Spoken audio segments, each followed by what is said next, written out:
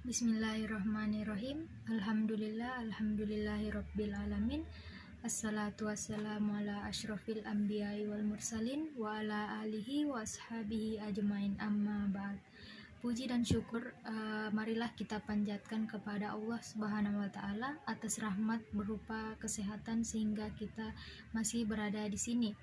Tak lupa salawat serta salam kita hanturkan kepada junjungan kita Nabi Allah Muhammad SAW, di mana beliau telah membawa kita dari alam kegelapan hingga ke alam yang terang benderang hingga saat ini. Langsung saja perkenalkan, nama saya Alfa Asrayani Naningri dengan NIM 19021012008. Berasal dari Fakultas Syariah, Hukum Ekonomi Syariah, kelas Muamalah A. Di sini saya dari kelompok 9 akan memaparkan materi yang berjudul kelebihan dan kelemahan arbitrase. Untuk mempersingkat waktu, langsung saja saya akan menjelaskan tentang kelebihan arbitrase. Pada umumnya, lembaga arbitrase mempunyai kelebihan dibandingkan dengan lembaga peradilan umum. Kelebihan arbitrase yang pertama, sidang arbitrase adalah tertutup untuk umum, sehingga kerahasiaan sengketa para pihak terjamin. Yang kedua, kelambatan yang diakibatkan oleh hal prosedural dan administratif dapat dihindari.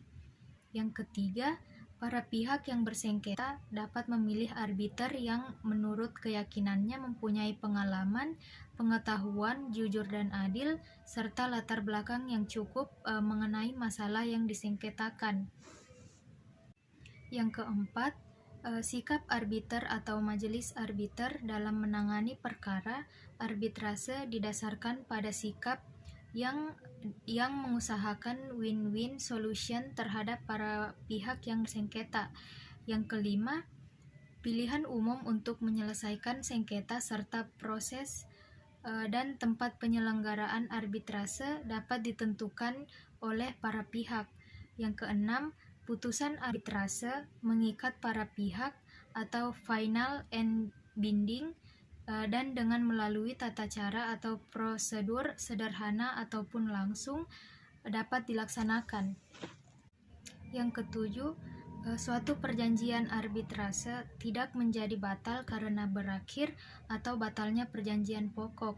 Yang kedelapan, dalam proses arbitrase, arbiter atau majelis arbitrase harus mengutamakan perdamaian di antara para pihak yang bersengketa. Ada banyak pilihan metode yang dapat digunakan untuk menyelesaikan sengketa.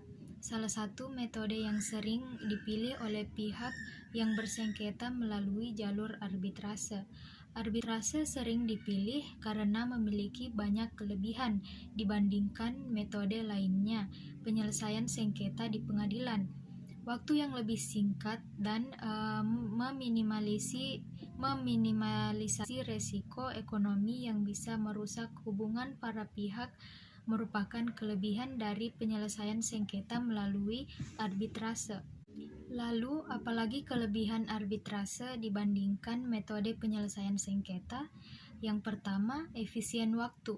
Waktu yang digunakan untuk proses arbitrase lebih efisien dan fleksibel.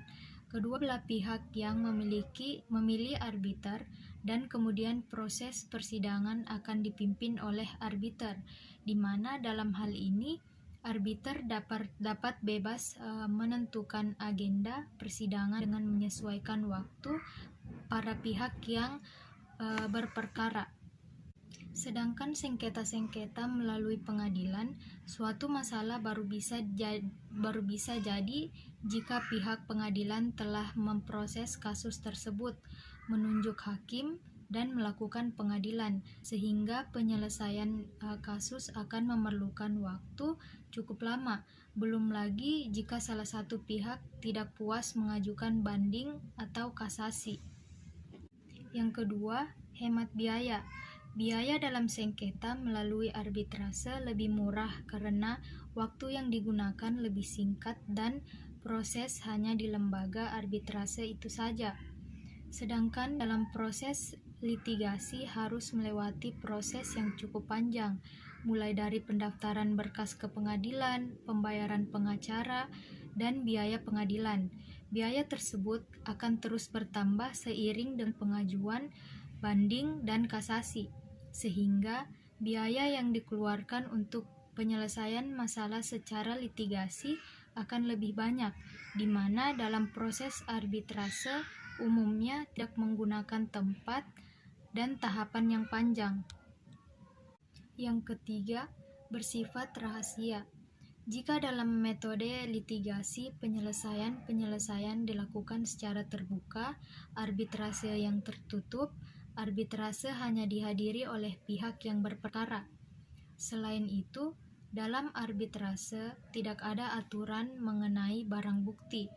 Ada bukti barang hanya akan dikendalikan oleh arbiter, sehingga para pihak merasa lebih aman dan nyaman karena kerahasiaan perusahaan merupakan hal yang diutamakan dalam kegiatan bisnis.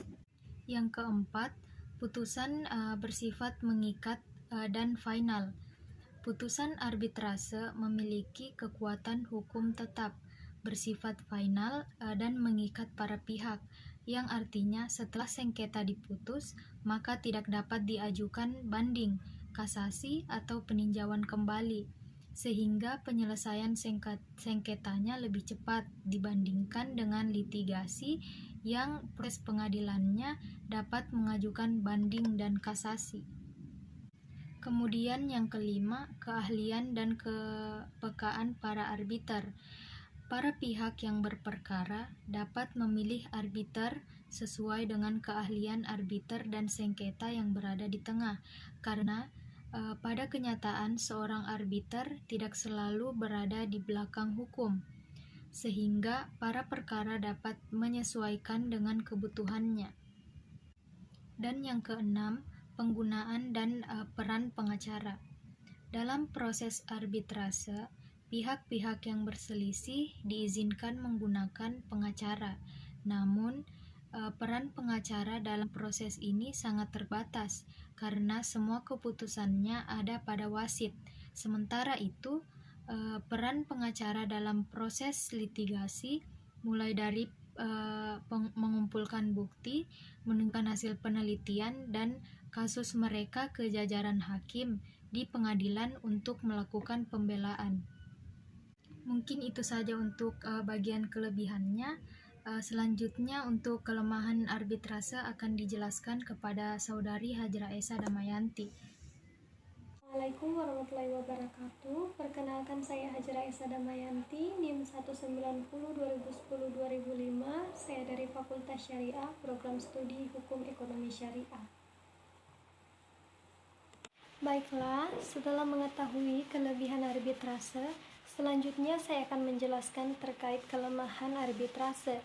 Yang pertama, arbitrase dikenal dengan biayanya yang lebih mahal dibanding pengadilan negeri, di mana biaya tersebut belum termaksud biaya pemanggilan, biaya transportasi, akomodasi, honorarium saksi atau tenaga ahli, kemudian biaya persidangan yang dilakukan di luar tempat yang disediakan bani, serta biaya pendaftaran putusan dan biaya-biaya tambahan apabila ada. Kemudian yang kedua, arbitrase memiliki ketergantungan kepada pengadilan untuk melaksanakan eksekusi.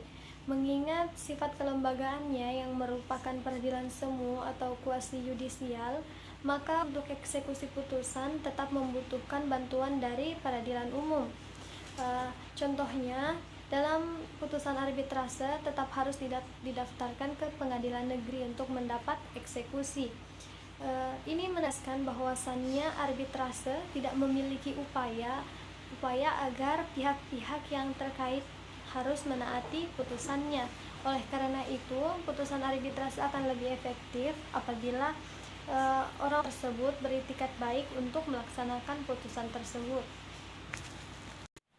Kemudian yang ketiga, upaya pelaksanaan eksekusi putusan arbitrase kadang memiliki kendala di lapangan. Meskipun peraturan tentang eksekusi arbitrase nasional maupun internasional telah cukup jelas dalam undang-undang arbitrase.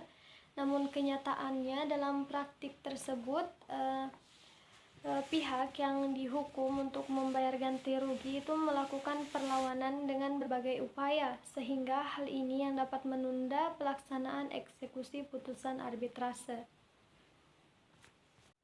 Itulah tadi pemaparan materi dari kelompok kami dengan judul kelebihan dan kekurangan arbitrase. Kami memohon maaf apabila ada salah-salah kata. Akhirul kalam, wallahu muwaffiq ila thoriqil haq. Summa assalamualaikum warahmatullahi wabarakatuh.